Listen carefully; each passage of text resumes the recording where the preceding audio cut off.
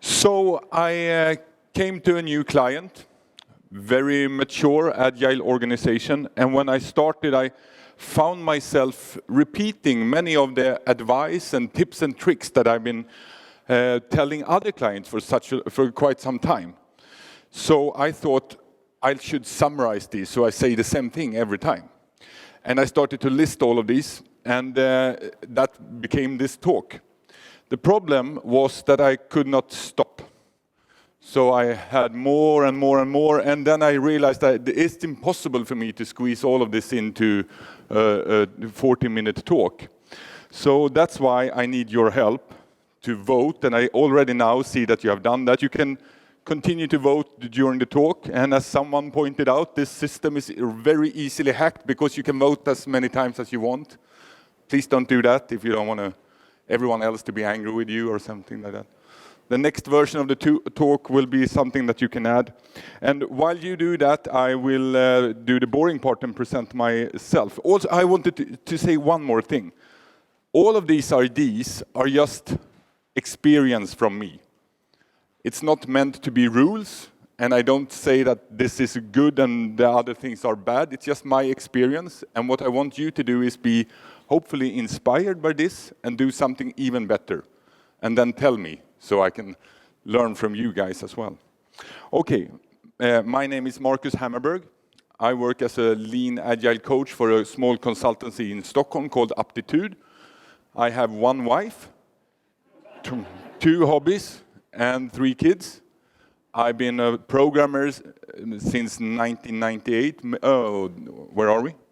Does this work?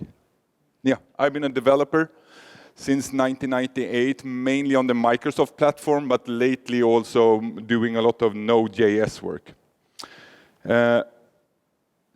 For about 12 years now, I've been more and more interested in how you can work effectively together as a team.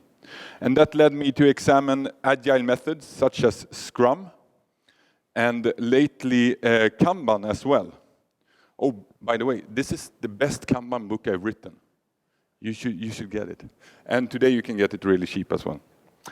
Okay, so this is going to work like this. I have my phone here, and I will reload the page from time to time and see what's on top, and we'll talk about that. And sadly, this means that you will have to look at the ugliest slide I ever made. This one. But that's just for my navigation. So we will talk about Disneyland wait times. As long as I can find it. Where is it? There. No, I missed it. No, it doesn't work. Really? Why is that? Once again. No. Sorry about that. It fails. Fails on the first thing. That's not good.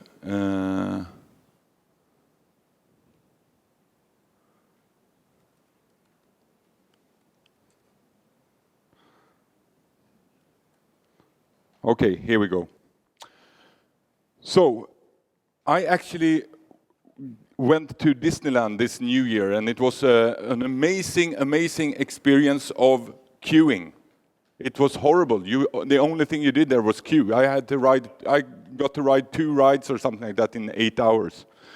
So if you've ever been to a big amusement park nowadays, you will see a lot of signs that looks like this. So you queue for a while, and then after a while you come to a sign and it says, from this point on, it's 30 minutes until you can ride the ride. Have you seen that? How can they know?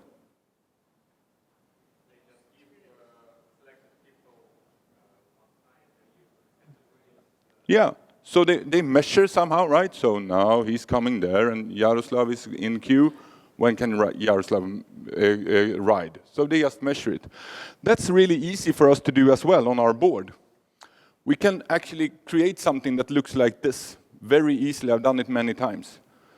Meaning, if you put something in here, your estimated arrival time for done would be 6 days.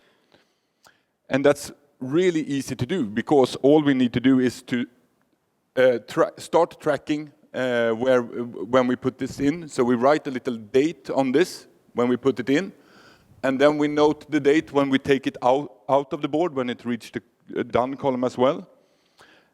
And then we can start to create some data here very easily. Note that this is not estimates. This is data based off our experience. So, for example, see the small ones there? I classify them in small, medium, large. You don't need to do that, but you can do that if you want. Meaning that we will say, if you put a small in here, it will be done within 1 to 5 days, with an average of 1.6. We know that because we tried 120. We measure 120 small items. What do you think about the large one here? Would you trust this data? No, neither would I. But we are really transparent with that. We have only done 2. The span is huge. Let us run for a little while longer and we can be more predictable. So some of these topics will be really short. Others will be a little bit longer. Then we have the second one is have a continuous retrospective on your board with Kanban Kata.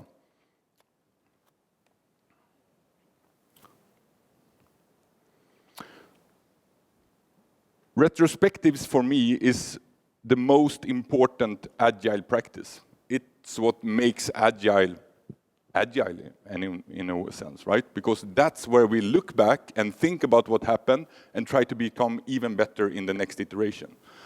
However, I always found that it's a little bit funny that we in the Agile world does retrospectives in batches. Because we do them at the end, right? In Scrum, we do them at the sprint retrospective, sprint review in a retrospective. So it would be interesting to try to do improvement continuously, right? Just like continuous delivery, we want to do improvements continuously as well. If only someone has thought about this, and they have. There's something called Toyota Kata. Who's read that book? By Mike Rotter. I thoroughly recommend it. This is the culture and mindset of Toyota, and it's a really good read. And then a friend of mine, Håkan Fors, he took those ideas and created something called Kanban Kata. So the word kata in itself is like all cool words in Agile. It's an Eastern Asian word from martial arts. And it's about, in martial arts, a kata is a set of movements that you do over and over again. I'm no martial arts guy, but I know this. So you do these movements over and over and again in order to perfect them. So at first, when you strike like this, maybe someone comes and correct your hand, so it should be a little bit more straight like this. You do it really thorough until it becomes second nature. So every time I strike, I do it perfectly because I tried it so many times. That's the purpose of a kata. The improvement kata is, of course, about having improvements being second nature. That's what we do. That's the only thing we do, actually. I heard a lean manager once said, I don't want my people to think about working, I want them to think about improving. That's the number one thing I want to have in their mind. They are not here to produce stuff, they are here to improve. Which also ties into the keynote we just heard about the learning organization. So, the trick here is to do the changes that you do in a really tiny way. So, one way that I've stolen from an Agile coach in Sweden called Jimmy Janlen is to have an improvement board on your next to your board like this. And the first part is to spend a really good amount of time thinking about our current state so we thoroughly understand this. And I'm now borrowing from the team that I'm working with right now. We're in charge of financial reporting at our company. So right now, closing the books every month takes 20 days. That's not really good, right? Because that means that we don't know what happens for 20 days. So we want to do something better than that. So the next thing we think about is, what would awesome be? What would be the best possible? No restrictions, just think freely. Well, awesome would be if we close the book daily, right? There's no month-end close, we close the books every day. But I can't even imagine what we need to do to reach that point, but something. So in order to not go under out of the pressure here to reach awesome, we now start to think about the next target condition. What's the next little step we can take to come a little bit closer to the target? And in this case, maybe it's automate the first 3 steps that we do in month-end close so we can run them faster. And now we break that down further into next steps. I don't want to call it first steps, I want to call it next steps. And the first one of that might be automated reporting of monthly user. I just said automate, I didn't say run it. I just said automate, I didn't say run it daily. I just said we are automating it. Before we do some manual thing, we try to automate, is it even possible? And by doing this, we will learn stuff. Oh, this is really hard, it's actually not our problem. If we automate this, yeah, sure, it goes faster, but the problem is that we don't have the data because there's another process somewhere else. We need to talk with them. So this is the whole idea of a Toyota Kata or a Kanban Kata. Take tiny, tiny steps like this, and at every point in time, learn. But the focus, again, as the manager said, the focus is on learning. And just like with the kata, I now feel really embarrassed because maybe someone knows some martial arts here, but just as with the kata, we do this over and over again in small, small steps, adjusting towards the goal every time. Are we on our way towards this? So we tried this, but it actually took longer. That was not good. We caused problems. We need to backtrack. Luckily, we didn't do a 6-month project. So, speaking about Toyota Kata is a couple of talks by itself, so I would thoroughly recommend this book. It's a really good eye-opener by Mike Rotter, Toyota Kata. But you can have that on your board in a really easy fashion. And this is something that I've used, and it helped us a lot because we will not do retrospectives in batches at the end. So now I see another one that's come on top, so let's do that.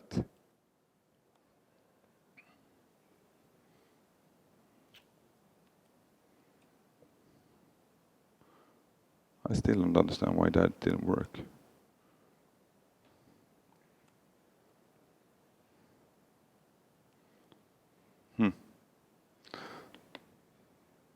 Sorry.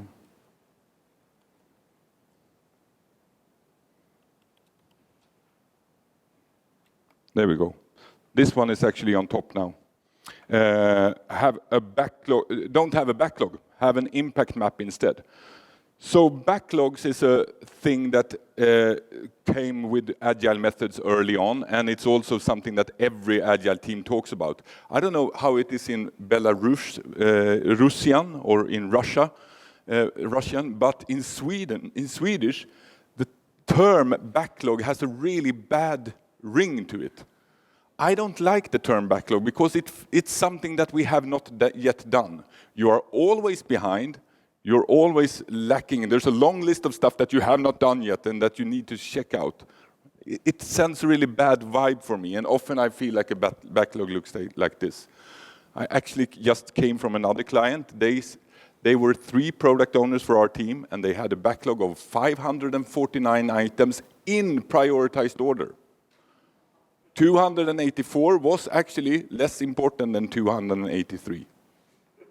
That was their whole job. And I think this has to do with the fact that we are talking way too early about features that we're going to build, when we should, in fact, talk about the impact that we're going to have on our business instead.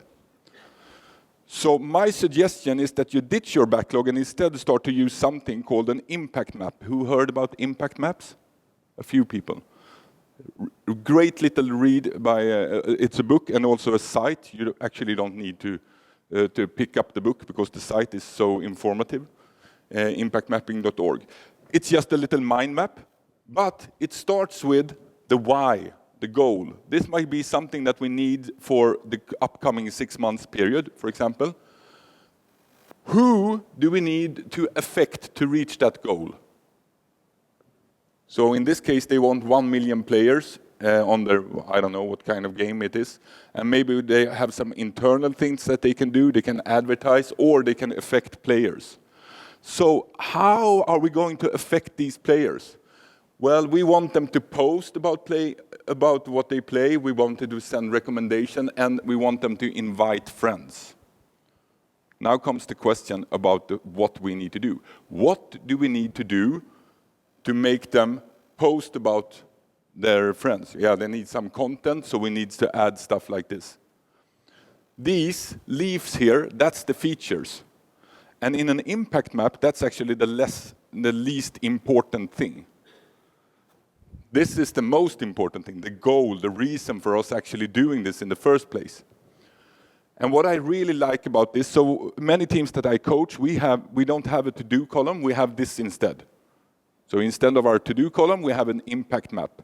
And that means that everything here will be linked back to the goal. Why are you working on levels right now? Well, I want people to post about their content, the players, and that I'm doing that right now because we're going to reach 1 million player. Another very interesting fact follows by this, and that's how would we know if this succeeds or not? For if you just say new database table or new index, we have a card on our board right now that says we need to add an index to this table. Okay, how would you know if that succeeds? The index is added. Yay. No, I want people to say, yes, we came closer. We have more players now than before. I spent, in one team I coached, we spent 6 months with a team of 6 people implementing a new feature. And when it was in production, we had no measurements of knowing if it was succeeded or not. The only thing we could say was that it was in production and working. It was a new payment provider, so a new way of paying, and it actually made a huge difference for the business, but no one ever told the team, so they wouldn't know if it's a good thing or bad to do, or if they succeeded or not in what they did.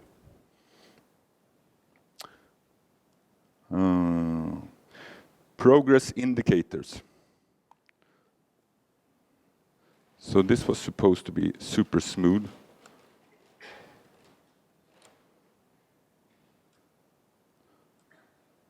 There we go. Any parents in the car, in the audience who has shy kids? Have you been out driving with them for a while? Have you ever? So after some time, this is me with my kids. Yeah. This is probably the most common question you get in the software development team, right? How far have we come? Is it much time left? And a super easy way to not answer how far it's left, but at least give an indication on where we are, is to just do this. I've used this many times, and I've always been surprised on how it works. So that means when you put something into a column, add a little dot. Every morning meeting, Scrum Masters, before the morning meeting, put a dot on each sticky. So now we see, there will be a little bit better than this, I promise. But at least now we see that this item has been 6 days in this column.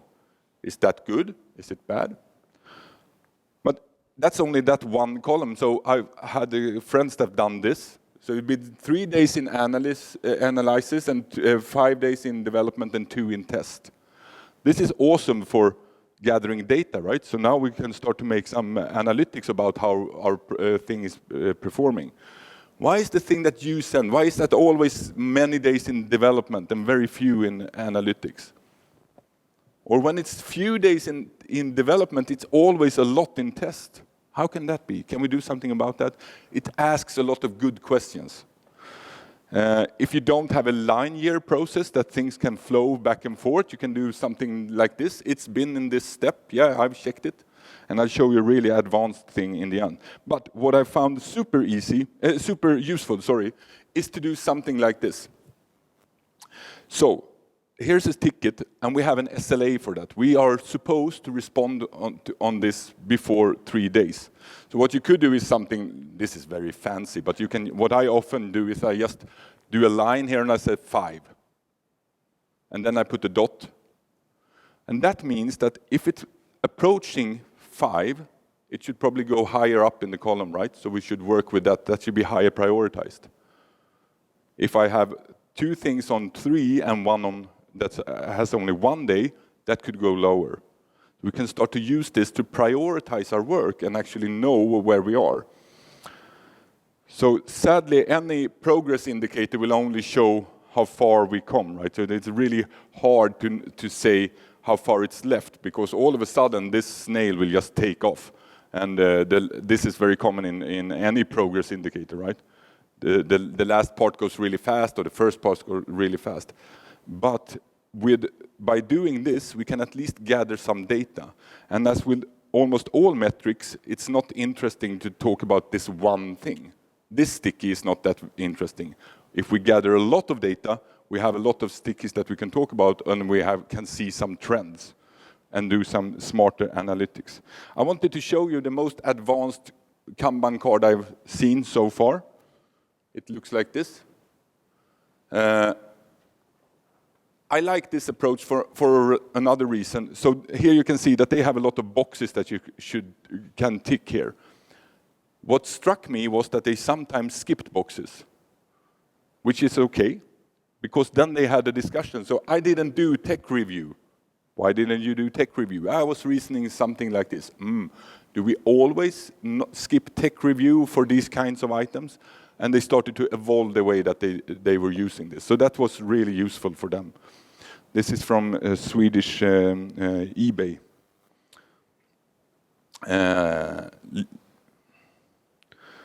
All right, let's do queues. Is someone checking me if I'm making stuff up?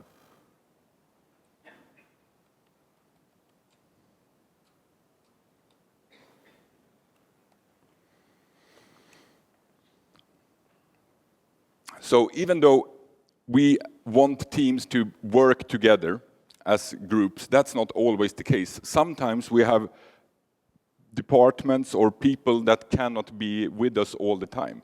Very often it's before us or after us. What's known in lean terms as, I'm going to do it right for you guys.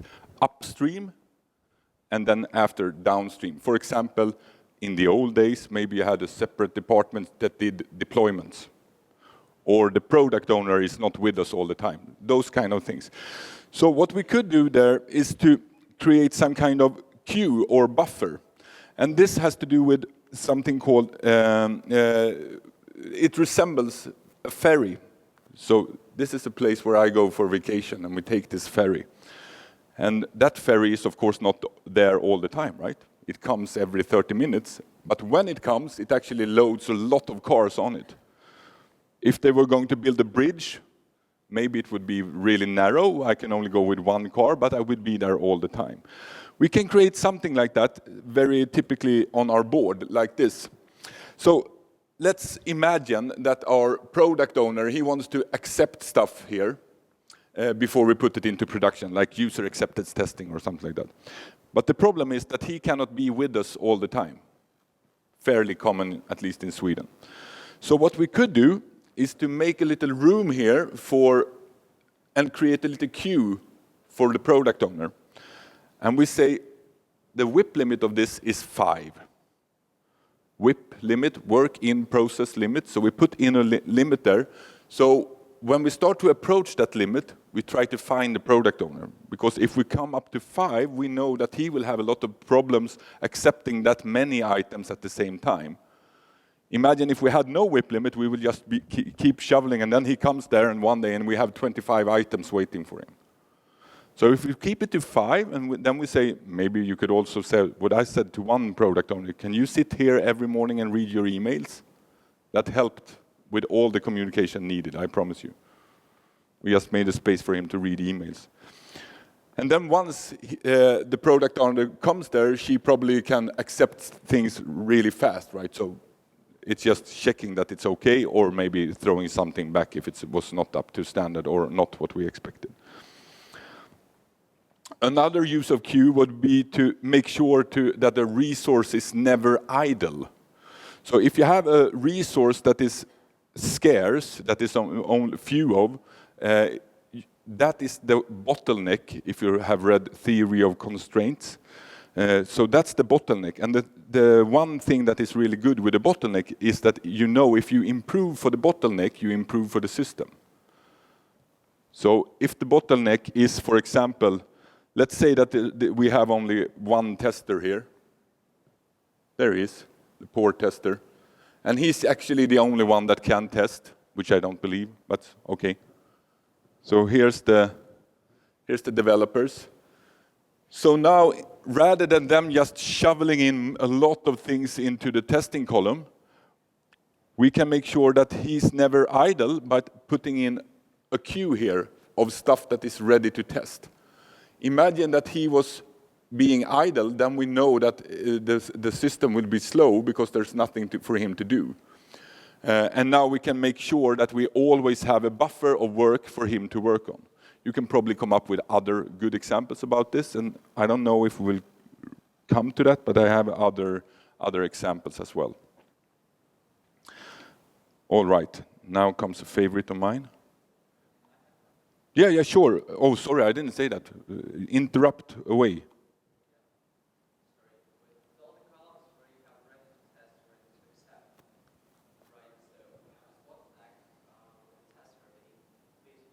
Yes.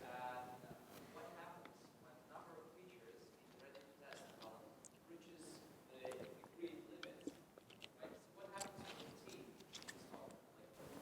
The same applies to product accepting features. Yep. Should the team stop working? I'm fine. Should the team stop working, or what's the process? How does the bottlenecks gets removed, improved? So I'm going to do a little violence on your voting here, sorry. Great question, thank you. This is exactly what WIP limits are for. So, I'll spend 5 minutes explaining this because that's a really good question. So, if you don't have a WIP limit, you don't have a Kanban board. It's quite easy. Kanban in itself is not the process. Please never say, we did Scrum before, now we do Kanban. You can't do that. Kanban is a process improvement method. You can improve Scrum with Kanban. Because this is Kanban. Make your work visual, limit the work in process, WIP, and help the work to flow. But what many people does, they say like, we used to do Kanban before and now, Scrum before and now we do Kanban. It's so good because we stopped doing planning sessions, we don't have any retrospectives, there's no sprint even, hey. So this is not good. Because if you do that, you have an unlimited WIP. You can just take in more and more things. And there's mathematical proof, Little's law, that that's bad for you. That will slow down all the work. So WIP limits, in fact, is actually a tool for you to improve your process. The lower the WIP limit, the faster each item will flow. I promise I will come to you, answer your question very soon. The problem is, though, how would you know what a good WIP limit is? And I can't answer that, because that's different in each settings. But I can give you a rule of thumb and a principle. Here's the rule of thumb. If the WIP limit is too high, then work will be idle. So if you have too high, there will be items that no one is working on. Who's working on this? No, I didn't have time to work on that yesterday because I did this instead. Okay, that's a good indicator. You should lower your WIP limit. If the WIP is too low, that means that I'm finishing one thing and I say, I can't start new work because the WIP limit is hindering me. This is awesome. This is a ripe opportunity for collaboration. So I'm getting there, right? Because this means that we now want to help the work to flow. Remember the Kanban principle, help the work to flow. So rather than starting new work, we try to finish existing work. But come on, I'm an analyst, I can code. No, but you can test. Whose I never in my life met a customer that said, thank you for that great specification, it was awesome. Or the code that you wrote yesterday, blew my mind. They don't care. They don't care about that. Any app you're using right now, are you using it because the testers at that company is awesome? No, you're using it because it's a good app, has good features. So make this, if you do anything, post this on your board. Stop starting, start finishing. It's really hard to say, but it's a good thing. So there's different ways of finding your WIP limit. So maybe you just say every person is working on one thing. And that's not really good because if I get blocked, I have nothing to do. Okay, so everyone is working on two things. That's not really good either because now everyone can be blocked on one thing. That's not what we want. So maybe we'll say 8 or something like that. Or we are really like the ninjas and we do 3. But what I found really useful is the scientific approach. Here's a good step. So this is from a man called Dr. Don Reinertsen. How many items do you have on your board right now? Okay, 5. Good. The first thing we do is that we double that. So now we have 10. Okay. And then we decide every Friday we take off 20%. And we continue to do that until it hurts. How will it hurt? It will hurt that I can start new work because the testers are not done. Good. Now we have a good WIP limit. We need to balance that out. And our goal should be to go lower, always go lower. Who heard about mob programming? I'm sending my friends here next week. So what I'm about to tell you, I have colleagues that have been working like this for 8 hours a day, 2 years. They are 5 people, 1 item going on at the same time. 1 tester, 2 developers, 1 analytics, and sometimes the product owner. 1 item going on at the same time. Super effective, as in we move work really fast. Not very efficient, as in we don't type as many keys at the same time as possible. Are you selling keystrokes per minute? No, you're selling finished feature in production. So let's see how we can use this. Finally, I get to your thing. So let's see how we can use WIP limits, because what I just showed you was like set the WIP limit for the entire team. But here we have WIP limits per column, and as you can see, the testers, why is the testers always the problem? There's too few of them. I disagree. I think there's another reason. They are last. So any problems we made in our IDs, analyzing or development, they will have to clean up. So here's what we can do. The developers, they are working here, and they finish 1 item there. Awesome, awesome. So they want to start a new thing here. But they cannot do that, right? Because that would be breaking the WIP limit. What should they do instead? There's a problem on this board. Who can spot it? Where's the bottleneck? Testing, exactly. So this is actually exactly what we want, because now, for some reason, these are not progressing. And what happens is, we call it that the system backs up. So you can see that more and more item is backing up here. There's no use for the developers to fill this column with items.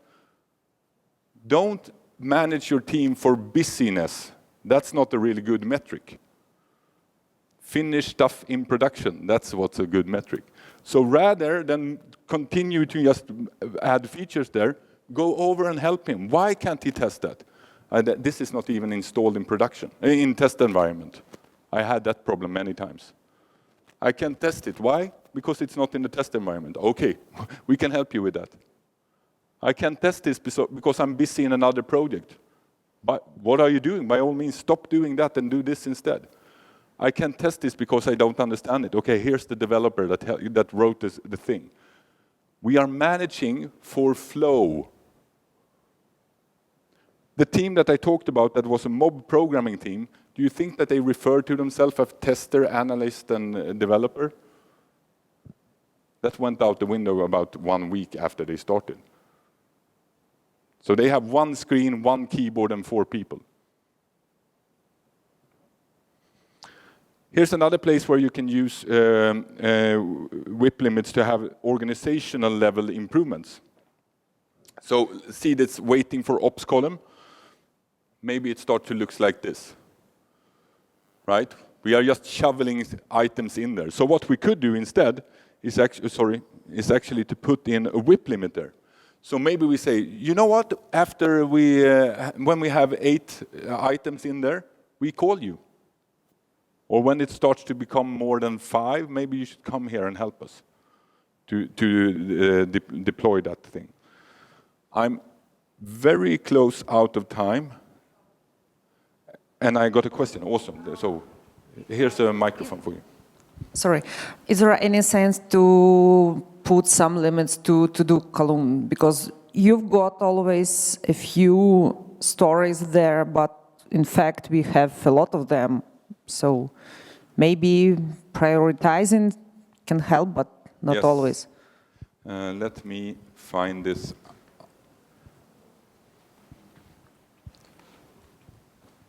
This will be the last thing I talk about, and then I will have some questions. This is a very good place to have a WIP limit. So do you know that the inventor of Toyota production system, Taiichi Ono, he got the ID for the Toyota production system when he were in the States looking at the vending machine.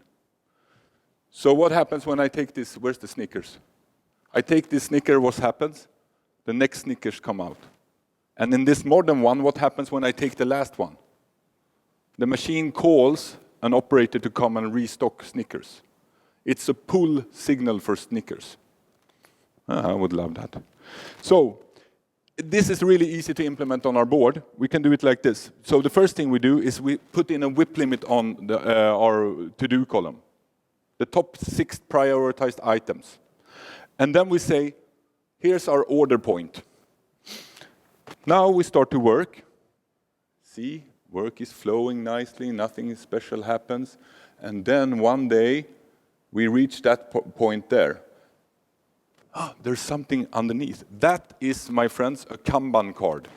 A Kanban card is a signal to pull new work. What does it say? It's time to get more work. Now you do this. Call the product owner, make sure that you have a meeting, and move the other items up. So let's do that. Awesome. And now we can continue to work here while the product owner and the team gets together to have another meeting. And before long, they can restock new items here. There we go. Sorry. So it's a perfect use of a WIP limit. And in this case, we also had this order point concept, which is basically just another WIP limit that we said after 3 items, we called someone to get more work. And by doing this, we don't need to consider the entire universe of backlog items, but only the top 3 ones that we are working with right now. I once worked in a team. I was not a coach or anything. I was just a mere lonely programmer. And the product owner in that team, he was micromanaging the team. So every morning he came in and he said, so you're going to do this. No, not you. You're doing this. And we went like that. We hated that. So we implemented this. And we said, okay, I will not mention his name. Okay, you own this column. This is your stuff. We will pick from the top. You can only have 6 items in here. And we call you when we have 3 left. That solved the whole problem. He was super happy with that because now he had perfect control over what happened. He didn't need to care about the board. He was just nervous, that poor project manager. So this is a really good use of a WIP limit to make sure that we are not taking as much work as possible. So if that's like the main point of my talk, which if we do it like this, it will never have a main point, I just realized. But the main point of doing this is actually not to keep people busy. Busyness is bad for business. But rather make work flow. And a really good way of doing that is to start by saying, stop starting, start finishing. We prefer to finish stuff rather than to start stuff. So that's actually all the things that we had the time for right now. I hope you enjoy this. I have 196 slides in this deck, and I will share it with Lera, so you can read all the tips later. Okay? Thank you so much for listening.